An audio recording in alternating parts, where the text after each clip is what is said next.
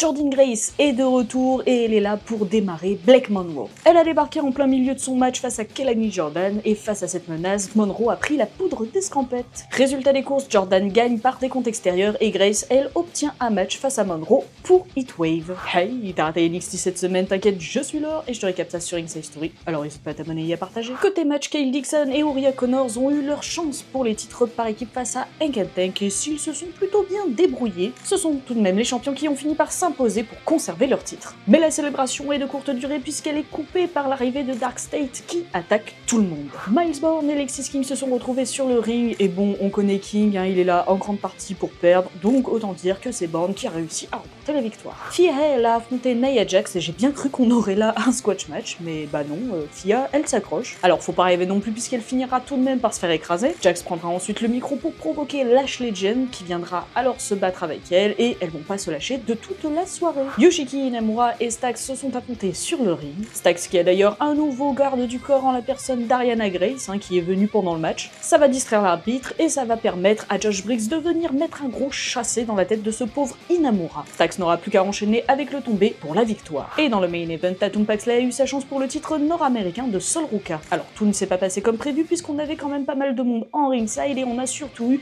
Lash Legend et Nia Jax qui sont venus se battre. Ça a foutu un gros bordel, avec d'ailleurs une Easy Dame qui sera un peu en désaccord avec le reste du clan. Gros bordel qui a permis à la championne de surprendre Tatum Paxley avec son finisher pour conserver son titre. Côté promo, Obafemi qui s'ennuie un peu depuis qu'il a massacré tout le roster, veut un nouveau challenger. Trick Williams débarque alors, mais il ne vient pas seul, puisque débarque aussi Gibbon Evans et surtout Moose de la TNA. On n'a pas le temps de se mettre d'accord sur quoi que ce soit, puisqu'encore une fois Dark State intervient, mais cette fois-ci ils seront repoussés. Tout ce boxon amène Ava à trancher. Evans et Williams s'affronteront dans 2 semaines. La semaine prochaine, il y aura un 8-man tag team match avec Dark State, et à Heatwave, Hank Tank mettront en jeu leur titre face au clan.